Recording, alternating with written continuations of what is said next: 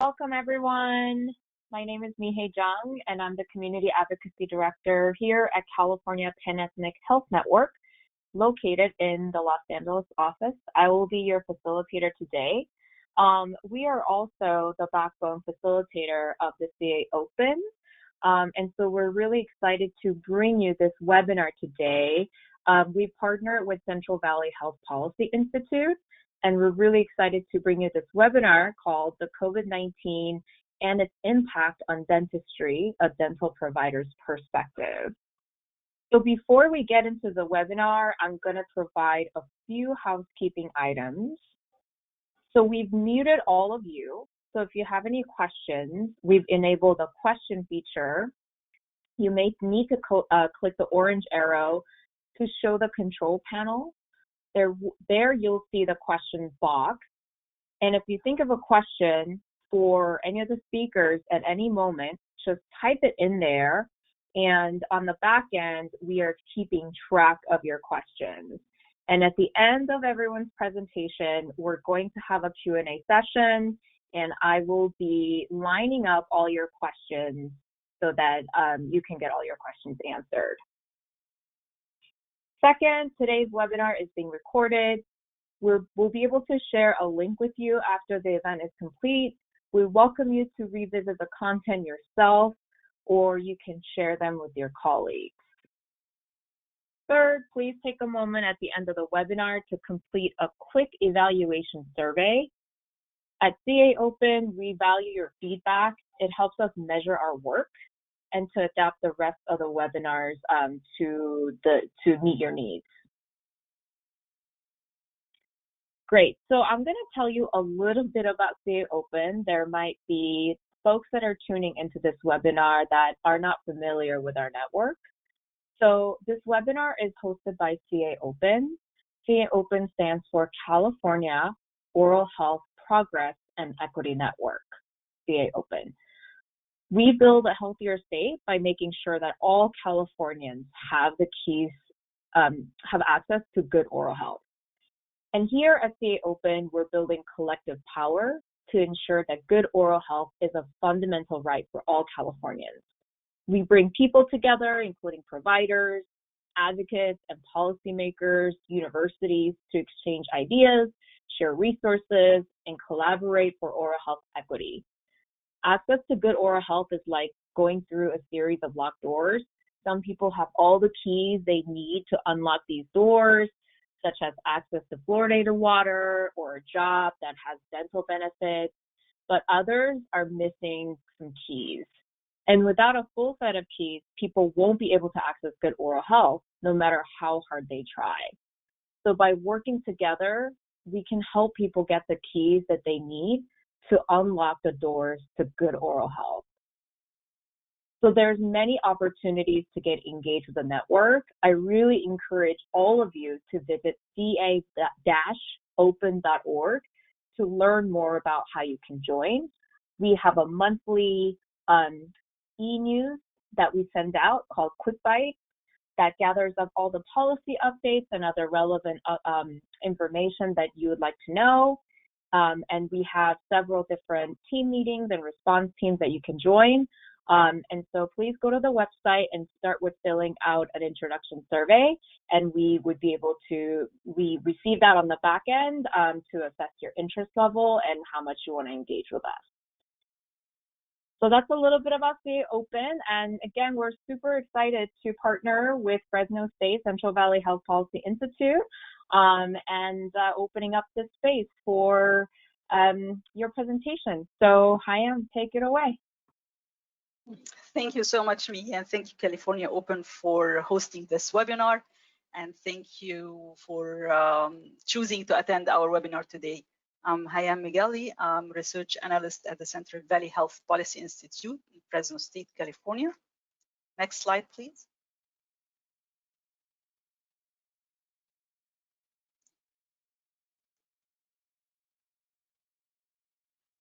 So this webinar, or my presentation actually, I will share with you some of the findings that we had from a survey that CDHPI have sent in April.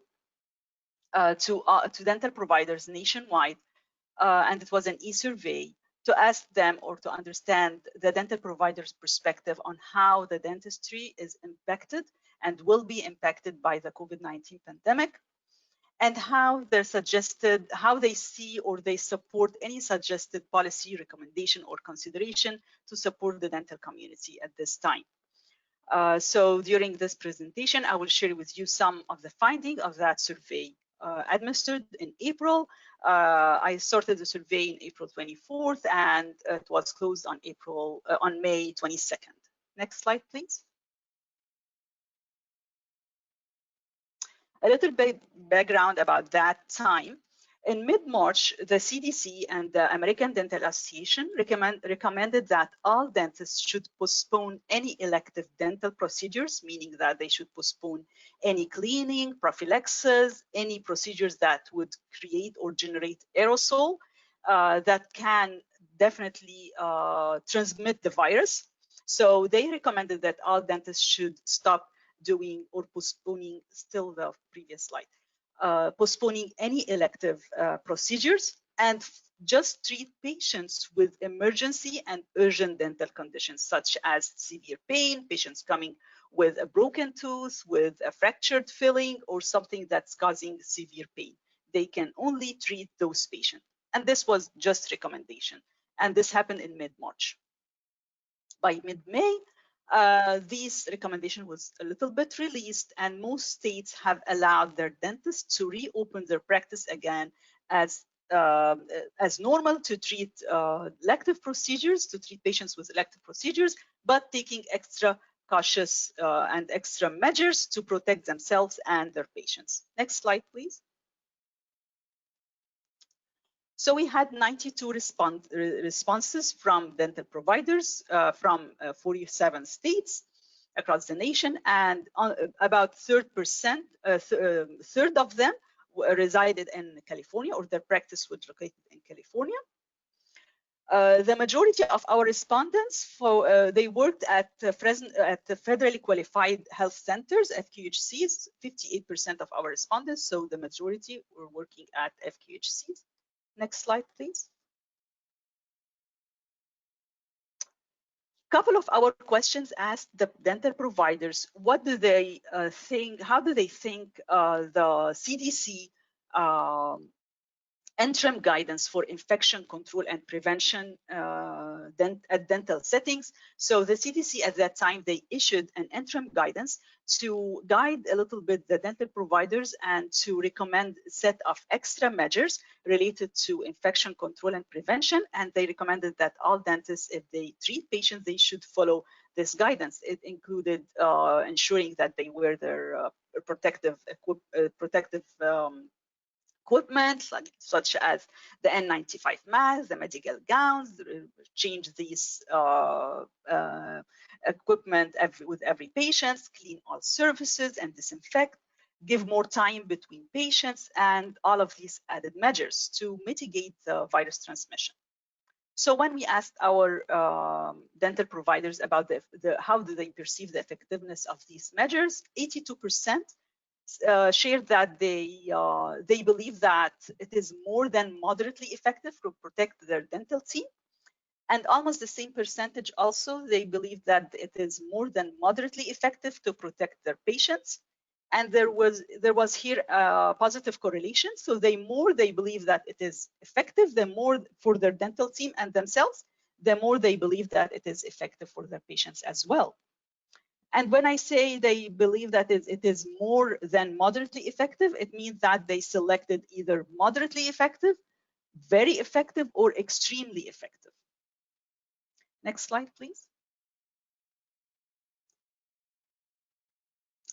So as part of the CARES Act at that time, dental providers or dental offices considered as small business owners, they were eligible to apply for the Paycheck Protection Program loans as part of the CARES Act, known as the PPP, and also the Economic Injury Disaster Loan as part of the CARE Act. So we asked them about these financial support, if they believe how adequate it is for their business needs.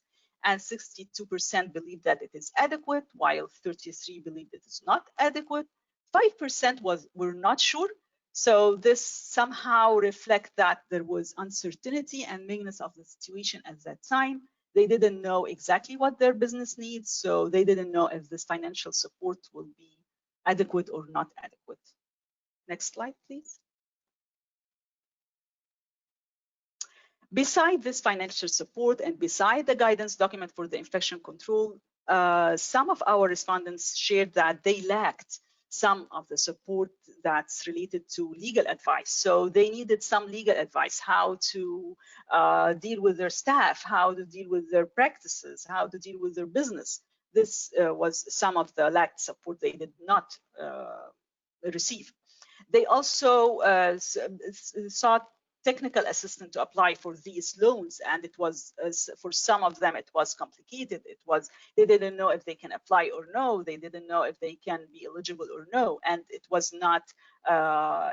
It was overwhelming for them at that time. The shortage also of personal protective equipment like the N95 mask, the gowns, all of this were they suffered shortage in these equipment.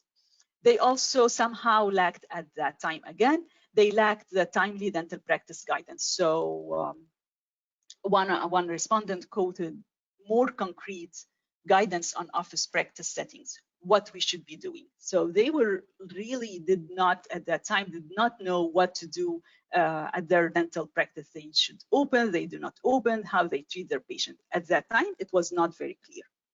They also lacked some mental health support. And the shortage of protective equipment, one respondent quoted, "We are the most at-risk profession, but do not get any N95 masks from the public health department." So the shortage, they suffered a lot of shortage in the personal protective equipment. Next slide, please. So some respondents shared the extra measures that they voluntarily take within their practice. Many of them removed all the fabrics in the waiting room and in their office for easier disinfection. They added air purifier. They added plexiglass to protect their front desk staff. They consider enclosing their operatory rooms, using extra oral suction devices, and definitely ensuring that they have enough stock of PPE. Next slide, please. They also, many of them shared that they also had to reduce the number of patients to follow the interim guidance by the CDC. They had to reduce the number of staff. They ensured screening their patient and their staff daily. They focused more on teledentistry and the provision of preventive procedures and patient education. A few respondents were not optimistic at that time, and one respondent considered looking for alternative career, which reflect the overwhelming situation that they faced at that time. So as shared, most of these required measures to ensure the safety of dental team and their patients will definitely increase the cost or the overhead expenses on any dental office. The respondents expected that the cost of dental care will increase as well. So some of them had to increase their fees. And the respondents shared that it is estimated that the dental cost will increase by 27%. Next slide, please.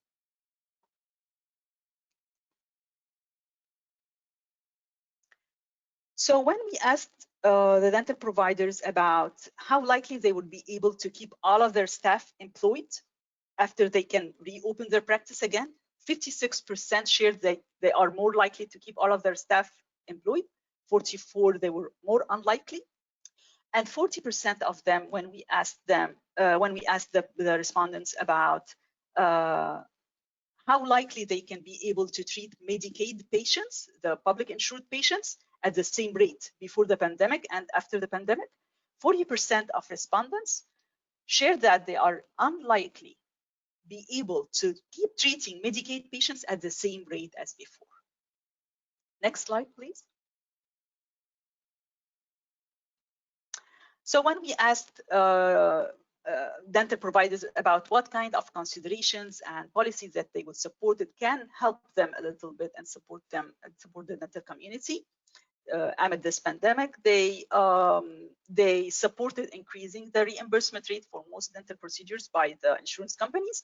They also recommended that they're going to be reimbursement for dentists to apply infection control and prevention measures, and it should be suitably reimbursed for that, and also for the teledentistry, and prioritizing dental providers in the provision of PPE, and also the need to focus more on preventive dentistry during this time. Next slide, please. So why this matter? Why this survey matters or this conversation matters?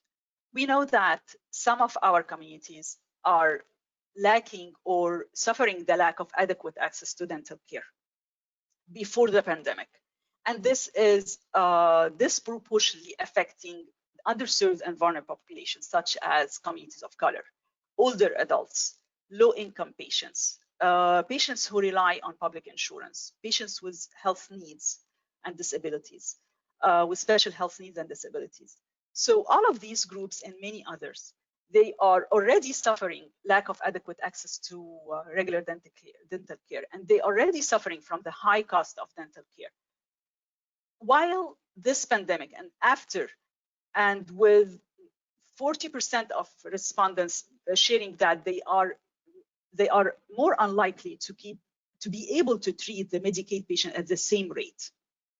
And also the 27% estimated cost of dental care, increase in the cost of dental care. How those vulnerable and underserved population can be affected by this impact, and what we can do to close this gap instead of widening it more. And also this survey, as I stressed, it's like it was administered in between April to May. At this time, dental providers were still just treating, most of them, they were either closed or treating just emergency cases. What about now, when they reopen their practice and they are seeing patients as almost as regular? What are the extra measures? What are their added current challenges? Challenges with many different aspects that was not asked in that survey. So all of this we need to think about, and we need to know, are we on the right track? Are we providing enough support for the underserved and vulnerable? Are we prioritizing them in any measures or policies or considerations in the future? Next slide, please.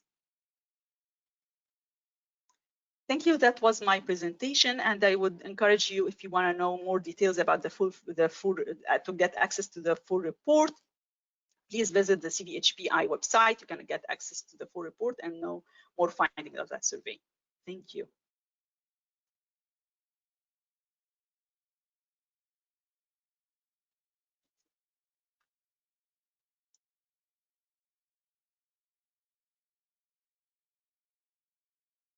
Oh. Would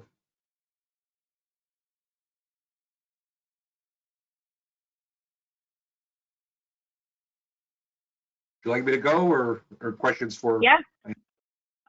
We'll leave questions towards the very end. And so, okay. David, why don't you go, and then don't forget to introduce yourself. Yeah, I'm very fortunate. You're going to see a long presentation by me, one slide, my name and title. How exciting. So my name is David Lucchini, Assistant Director, Fresno Department of Public Health. I've been asked to talk about a program that we've been piloting here with our community-based organization partners and Fresno State. So I want to do a little quick pre-COVID update on this program. It's called the Local Dental Pilot Program. We got some grant money from the state of California. And the name of the program was the Free Medi-Cal Dental Use Services. So when we look back 5 years ago at data, out of 216,886 children ages 0 to 20 years enrolled in Medi-Cal, 74% had not seen a dentist before the pilot began. So this was a critical population that we wanted to reach to make sure they got into a dental home. And this is also, I think this is a statewide audience I think we're talking to, so you may not know anything about Fresno County. We do have some of the highest concentrated poverty in Fresno County. Access to medical care and dental care has been difficult. I've been in public health for 27 years, and so this is something that we're really pushing hard to do a better job of access to care. And this pilot program was one way to look at how we could do a better job. So it involved, health department was just doing oversight. We contracted with 2 community-based organizations well known in the Fresno County community, EOC and Reading and Beyond, and then Fresno State Central Valley Health Policy Institute was the evaluator. And what it did was we had 2 focuses. One, we had a group of workers from the community-based organizations working closely with dentists who had stopped participating in the Medi-Cal Denti-Cal program to get them back involved. One of the biggest complaints we heard from dentists was the 50% no-show rate. So we really wanted to work closely and show them that we can get the clients in and they'd have a reduction in no-shows. The other part were the care coordinators that work very closely with families to get them enrolled, get them established into a medical home, dental home. I'm going to say medical dental home because I'm trying to, it's all prevention.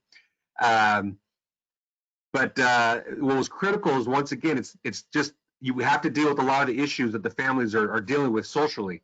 Transportation issues, social issues occurring in the home. And so the care coordinators were able to really coordinate and connect families to other resources to help them deal with those issues that were becoming barriers to getting the kids into a dental home.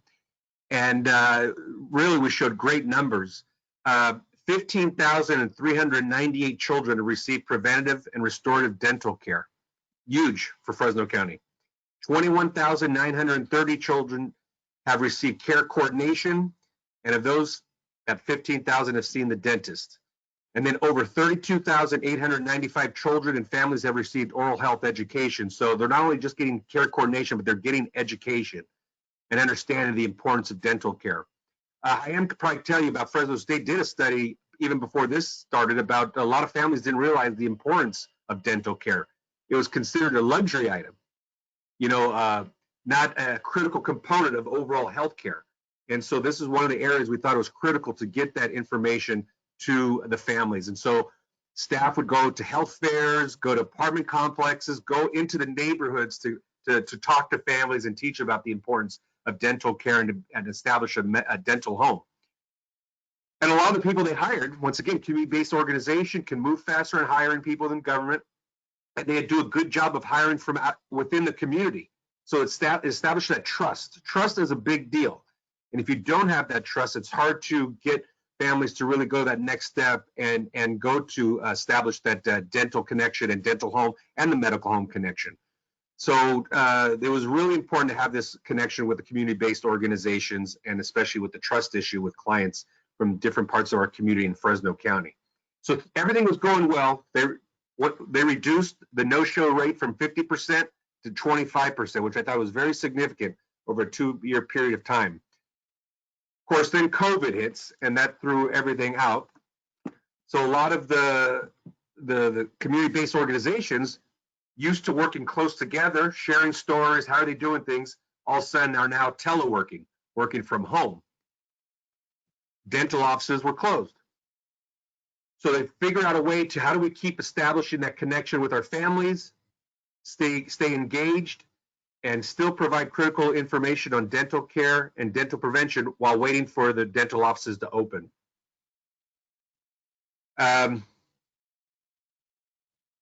So the other thing, the provider relations, so we have 2 names. So the provider relations representatives are the ones that worked with the dentists, and they continue to check in regularly with the dental providers while working remotely.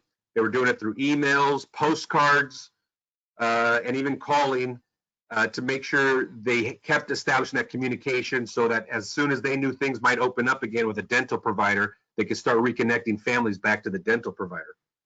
Now you can imagine, at the same time as we're trying to reconnect to the dentist, with COVID, the trust and safety of families wanting to go into a dental home also kind of deteriorated. We saw that also in the medical area. We're dealing with one of our largest school districts where we see 7th graders are way behind on their immunizations because there was this fear of families taking their kids into the medical home. And so the same was with the dentist, that there was fear of, if I take my kid in, am I going to get COVID? So we once again had to build up that confidence and trust level as the dental offices opened up again. Some of the other changes, as they were working from home, and really we didn't see the shelter-in-place mandate start to get lifted until May 22nd. The PRR team quickly went to work gathering information from these enrolled providers. They quickly started making a map and understanding which providers were completely closed, what providers were still providing emergency treatment, because some at least opened up for emergency treatment, and we had a lot of kids because, once again, a significant number had never seen a dental provider that needed some really urgent care. And so at least they were still, once some providers opened up for emergency treatment, they could get some of our kids in there. And then what providers were starting to practice at their normal office level. It was very important that this information was communicated to families and the care coordinators. So once again, the dental team working closely with the dentist worked closely with the care coordinators, so they had a good understanding of which dental offices were open and where they were in the city of Fresno or in the county.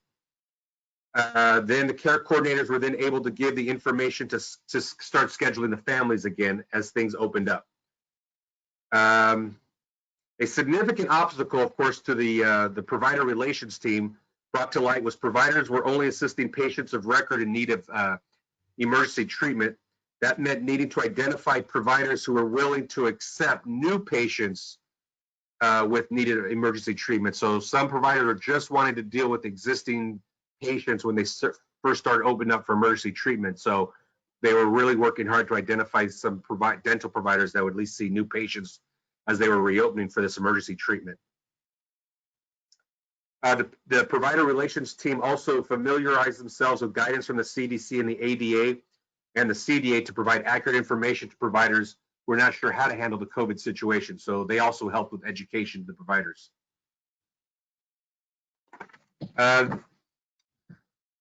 So right now, they're starting to open up, but still there's a lot of things shut down. So the care coordination team no longer is going into the community like they were with all the health fairs. There really haven't been health fairs because of the shutdown.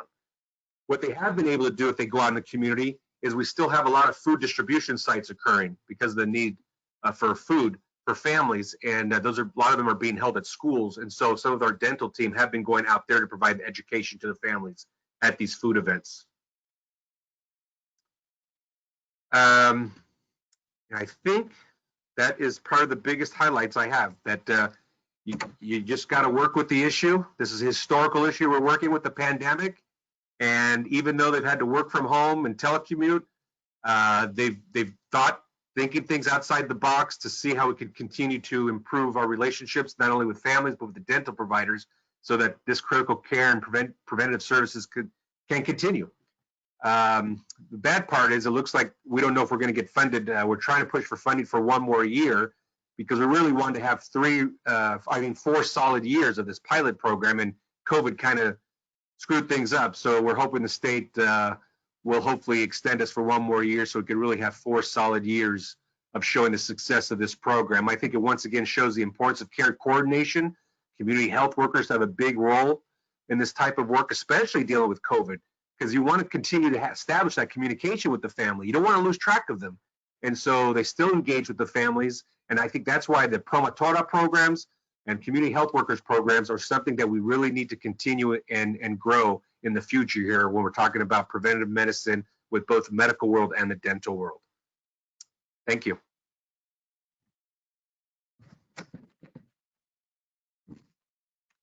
Thank you so much, David. Okay, and I think we're going to Dr. Rosa next.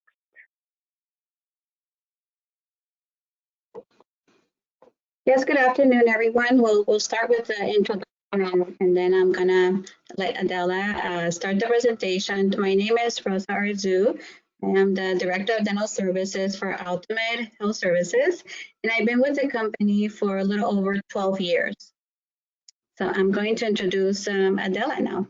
Adela. Thank you, Doctor. Good afternoon, everyone. My name is Adela Redzik, and I'm the Director of Dental Administration at AltaMed. I have been with AltaMed for going on 7 years, and I've been working in dental operations for going on 15 now. And we're really excited to be here with you today to share with you a little bit our experience, what our experience has been since the beginning of this pandemic in March. So over the next 15 minutes, we're going to talk a little bit, give you a little bit of background about our organization. We'll talk about what happened when we had to shut down, and then we'll move into what our new normal looks like since we've reopened in June. And finally, we'll wrap it up by reviewing some barriers and open it up to questions at the end. Next slide, please. So we are AltaMed Health Services. We are a federally qualified health center. We have 29 sites across Los Angeles and Orange County, and 10 of those have a dental facility co-located. We strive to eliminate healthcare disparities and access by providing quality care without exception to our underserved communities. We also have 6 oral health units, which is a team of a dentist and an assistant who were focused on outreach efforts, so providing education and preventative services in schools and settings with other community partners.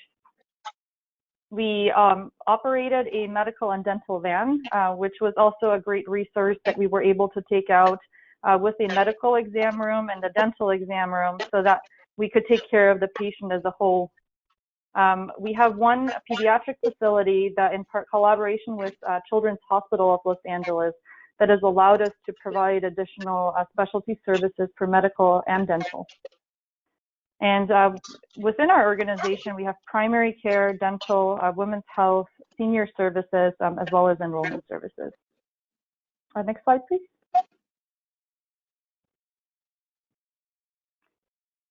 So I'll go over our operational impact from March through May. When the announcement was made on March 17th that dental had to limit operations to emergency care only, it was definitely shocking news that prompted us to have to make a decision very quickly on what we were going to do next. So we immediately decided we had to close 6 out of our 10 locations, and we left the remaining 4 open to provide emergency care. We also had to halt all of our oral health unit outreach activities. So our teams who were previously going out and providing these preventative services and education were now no longer able to do so. So our remaining 4 sites operated with 1 provider to address any emergency and urgent cases. In the meantime, in order to retain our staff and our providers and to continue to keep them engaged, we actually redeployed them to support our medical operations. While this was happening in dental, on our medical side, we were establishing 9 evaluation centers for COVID-19 testing across Los Angeles and Orange County. So all of our dental staff and providers who were not working in one of our emergency sites were trained to support for all different types of activities. So some were helping with screenings. Our back office staff and our providers could also assist with taking vitals, as well as collecting swabs. So it was a tremendous team effort, and it was also a huge change for everyone to overnight now be retrained and work outside, but it was also a tremendous service to the community. And during that time, we were able to test, I believe, close to 40,000 patients. Next slide, please. So at the same time, as David mentioned, we were thinking about how do we continue to engage our dental patients, right? Because we are very heavily focused on prevention and education, and in order to continue to keep our community healthy. So we also didn't want to lose sight of that. So we first started by launching telephone visits. We tried to leverage our technology to triage dental emergency calls. So we wanted to truly determine if a patient had to come in for emergency care or if they could be treated remotely or needed a prescription. or if their emergency was something that could be postponed until full operations resumed. So by the time that we developed these workflows and got our technology ready, at the end of April, we were also ready to implement video visits. So we continued these video visits for our dental emergency triage for patients of any age. But now we were also able to start outreach efforts for our children ages 0 to 3 who were due for recall exams. And utilizing video visits, we were able to validate and to continue their education and their oral health habits remotely. So the good part was that the parent was there with the child at home, and we could use the video to see what questions they had and to continue to reinforce some of the things that we talk to them when they come visit us face to face. And now, starting in August, we have actually upgraded our electronic dental record and electronic medical record to be able to capture these video visits and embed them as part of the patient's electronic record, so that no matter when the patient comes in or where they go, that video visit will be part of their record just as a regular dental visit. I would also just wanted to mention that during this time, the call volume of calls going to our call center tripled. So it was definitely a big need out there, and even for dental calls, we were getting a very high volume. So we knew that the demand was there, and we tried to take this time to innovate and see how we would be able to address these needs once we were ready to reopen. Next slide, please. So I'll hand it off to Dr. Arzu to walk us through our new normal. Thank you, Adela. So during the month of May, that was our planning time on what this new normal would look like. So there was definitely a lot of new information out there locally and also globally. So, trying to determine what are we going to follow, and we decided to follow the strictest guidelines. Hey, Dr. Arzu. Yes. It's a little hard to hear you. So maybe Adela, I don't know if you want to mute your line and then just have Dr. Arzu's line be the only one. Can you hear me better? I think it sounds slightly better. Let's give it let's give that a go. Okay, I'm trying to get a little bit closer to the mic. Is that better? Yeah, I think it's better. Okay, perfect. Thank you. So during the month of May, that was our planning month for what the new normal would look like. So trying to find, gather information locally and also globally on what others were doing was our main goal to define our new normal. So we decided to follow these guidelines so that we can put it in paper and start creating a training for all the dental department. We purchased some equipment so that we could be ready for June 1st to open. And we decided to open from Monday to Saturday to be able to support social distance. What that meant is that we would only be able to have 50% of our workforce capacity. So we opened on June 1st, and we blocked 2 hours for training. That included our new guidelines, our protocols, and our new workflows. So they could be updated and apply the guidelines based on the CDP and CDC and ADA guidelines. We also did training for silver diamide fluoride. This is a procedure that has been out there already, but not all providers were comfortable doing it. So just reinforcing the education and the value of being able to utilize the service, not only for children, but also for adults. Next slide, please.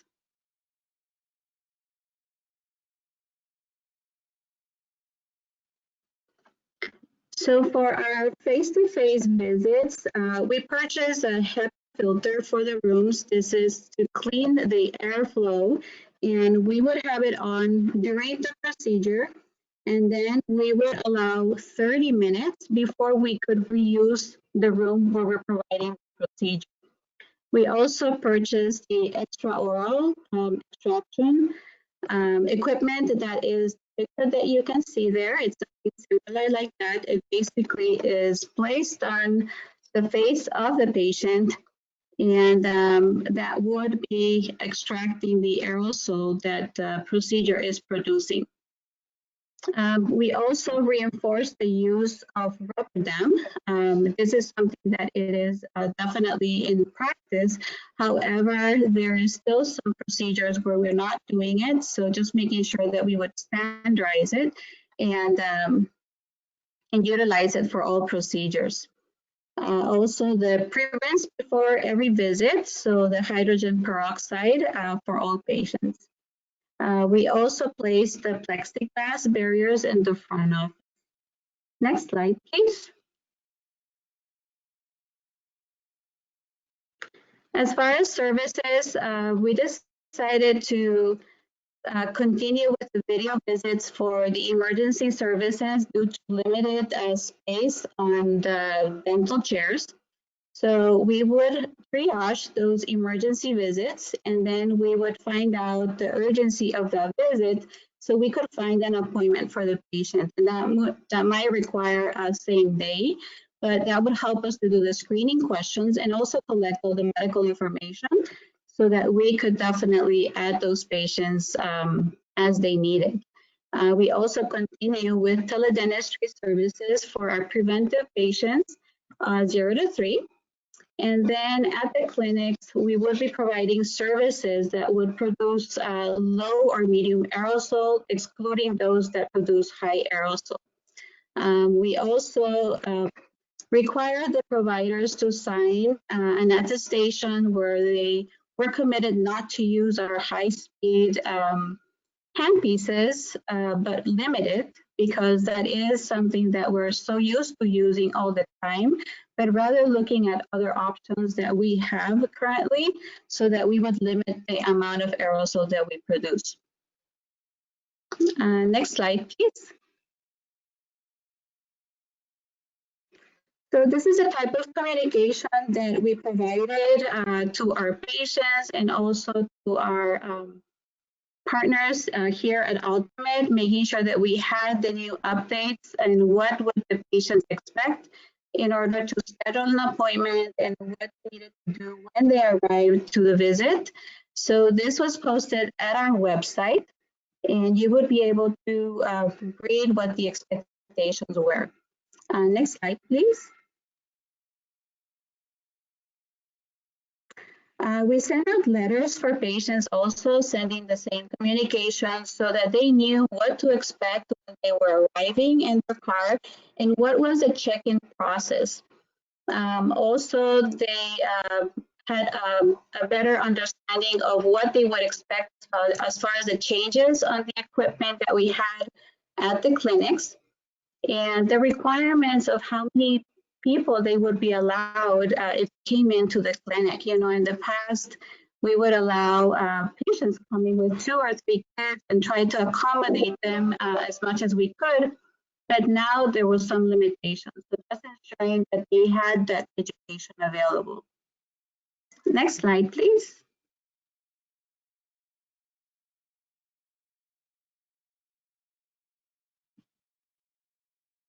Next slide, please. Give me 1 second. Thank you. Oh, sorry. I thought it was my mic.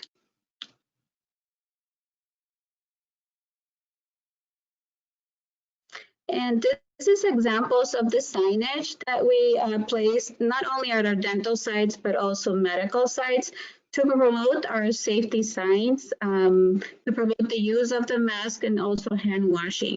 It is required to wear a mask into our facilities, medical or dental.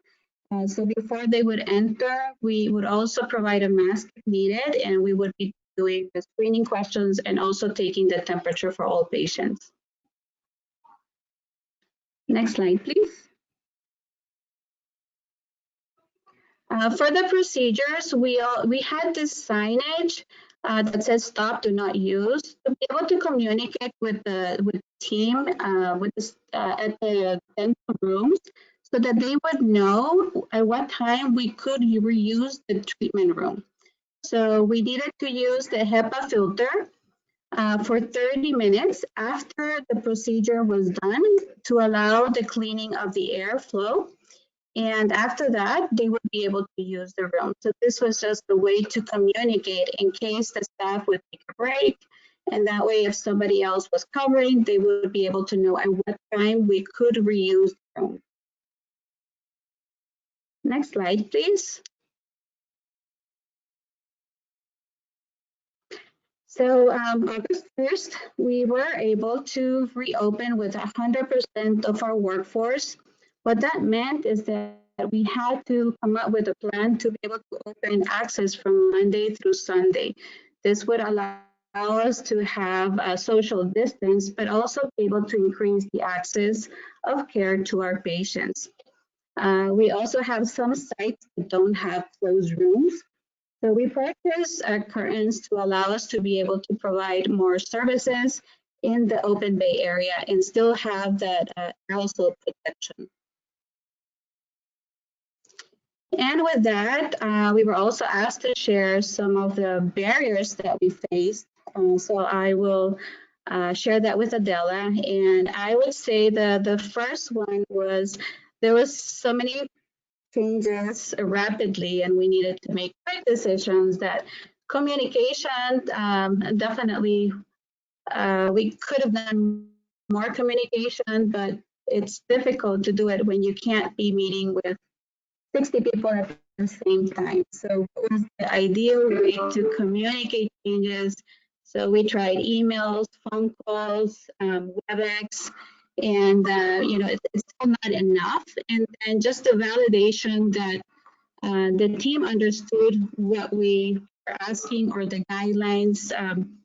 So those were some things that we learned. In addition to providers not being able to use the Cavitrons, which we normally use to do the deep cleanings, because they allow us to, with the pressure, to be able to clean a little faster those deep cleanings. So now everything was hand scale. So that definitely was a huge impact to the providers. And then the limited use of our high speed. The high speed is our bread and butter of every day. It helps us to do procedures at a faster pace, and just saying you need to limit it because of the production of aerosol was a huge impact to the dental team. And finding new approaches for treatment plans like the silver dimethylfluoride was definitely a training to some of those that haven't been using it. So that was some of the barriers, and I'll let Adela add some of the others. Thank you. Yes, thank you, Doctor. And so we also, looking at resources, that was also a barrier. So as others mentioned, making sure that we have PPE available, which was now new types of PPE for dental, because we didn't use N95 masks before. So finding a way to get everyone fitted and then having those available and having a supply for at least 2 weeks to make sure that we could comfortably open up access again. Also, just the investment in new equipment, I think, we knew it was something that was necessary, but it also limited us, especially because there was also low supply available. We're also limited in the number of enclosed rooms that we have. Like many dental practices, we have a lot of open days. And in order to see patients there safely, we had to limit the number of patients that we see. So we have dropped that down from what our normal was. And so we are seeing fewer patients. We have less access for them. And then lastly, it's really the employee and provider engagement. With all of the changes coming, we're changing shifts, right? So someone who used to work one shift now may be working weekends, and vice versa. And, the new masks might not be as comfortable. And we all know it's for safety reasons, but I think continuing to engage our staff and our providers throughout that time was key. And it definitely took some extra attention and effort to make sure that people were still ready and were able to adapt and come along with us in this new normal. And with that, we'll wrap up our presentation. Thank you so much. Please let us know if there's any questions.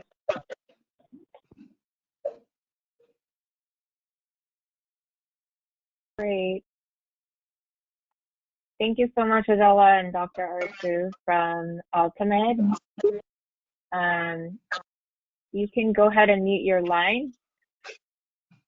So I'm going to give folks a few minutes to ask any questions about the materials and the content that's been shared. And just to recap, Hyan from CVHPI shared survey results on the providers to share with you the impact of COVID-19 on the providers, and David shared the local dental pilot project that has a big impact and has a great outcome. And then Dr. Arzu and Adela shared some of the operational responses that your dental office is providing as a result of COVID-19. So I'm going to wait just a few more minutes for questions. But while we wait, I actually had a question for Hyan.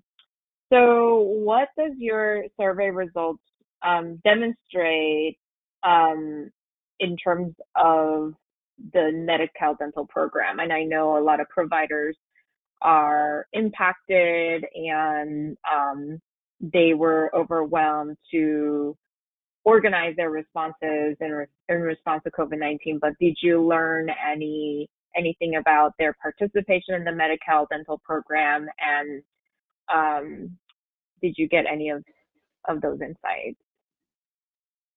Yeah, thank you, Miha, for your question. So in the survey, we did not ask a lot of questions about the provider themselves.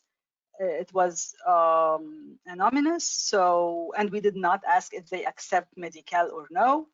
The only question that was a little bit asking about Medi-Cal population was how likely they will be able to keep treating Medicaid patients. And as I shared, 40% of them were more unlikely to keep treating patients at the same rate.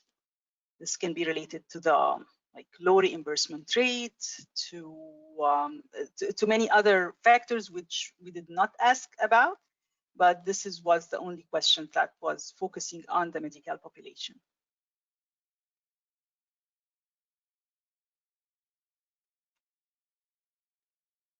Thank you. And I think that impacts the network of providers that are willing to take Medi-Cal patients. If 40% of them are saying that they're not sure if they can continue. So I think that's an important point to note. So thank you, Hyan. Thank you. I think one question that's coming here is for let me see. Sorry, we're just pulling it.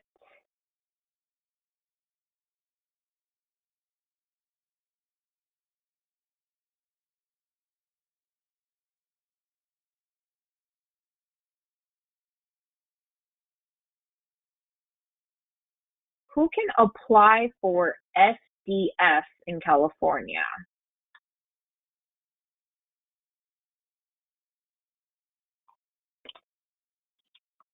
Are they asking who could apply the treatment? Sorry, Dr. Arzu, I can't hear you.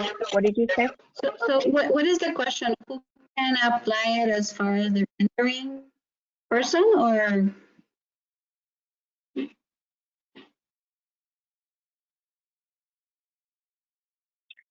If it's regarding, yeah, we're not.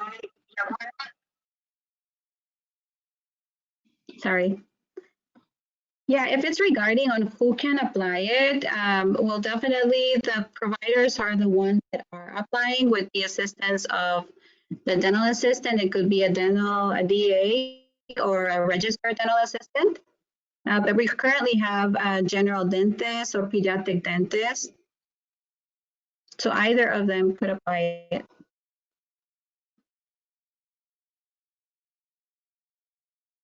Either, did you say dental assistant?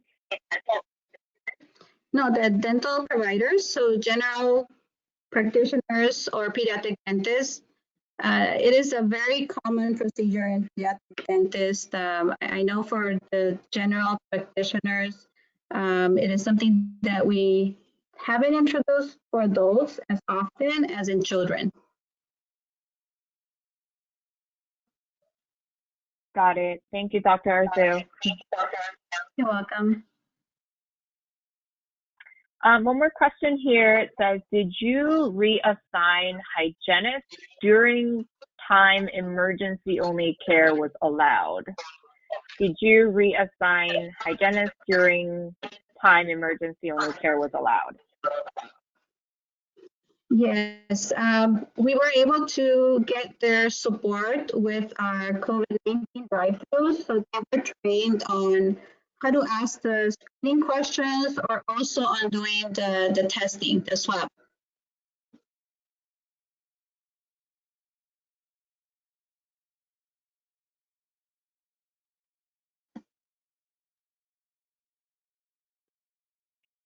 Great, thank you.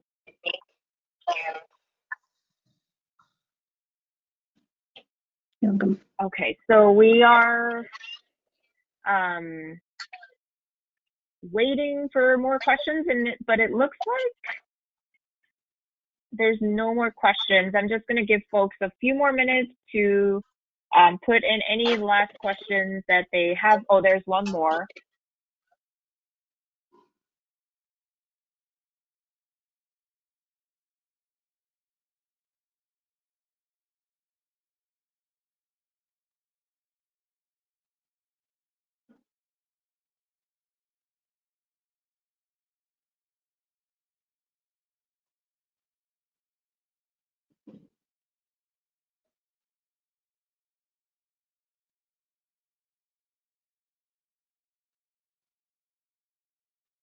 Okay, sorry, I'm waiting for it to come through.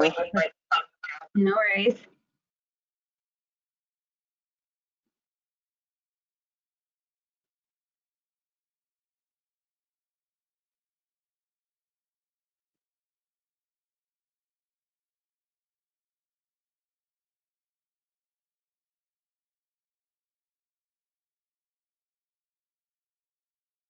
All right, I understand that we have 1 minute, and so, but here it is. If 40% of providers will be less likely to accept Medi-Cal patients, is there a collective resource somewhere for Medi-Cal patients if they get turned away from their dentist? I think this question, I don't know, Hayam, if you want to answer that, or Adela, but the question is, maybe you can give like a short answer since we have 1 more minute. So if 40% of providers will be less likely to accept Medi-Cal patients, is there a collective resource somewhere for Medi-Cal patients if they get turned away from their dentist? As far as I know, I don't know any other collective research or any other survey that asked about, as far as I know, I don't know. It's just a prediction that with the increased cost. Please go ahead, David. I just want to say that's why our program is critical, to show that if there's a better experience for that provider who doesn't want to do Medi-Cal, because there's a high no-show rate, and we improve the visits, that they have a higher show rate in the office, that I think they'll be less likely, and with the reimbursements I think going up, they'll be less likely to not want to take Medi-Cal patients. And that's why we're really focused on that program, to make it more successful. Yeah, I want to say that also at CA Open, we pushed through supporting the local dental pilot programs, a program like what David is talking about. There was an advocacy effort statewide to continue this program, because this program may not continue, right? And so we actually gathered over 500 signatures to protect the local dental pilot projects that are aiming to, set the Medi-Cal dental program up for success. So it's advocacy efforts like this, in partnership with the consumers and the dental community and also public health, that CA Open is able to mobilize and convene folks, right? And so if you want to get involved, please let me know and let us know. And so David, thank you for joining, and Hayam, thank you for sharing your survey results, and thank you, Dr. Arzu and Adela, for sharing with us how your operations have changed.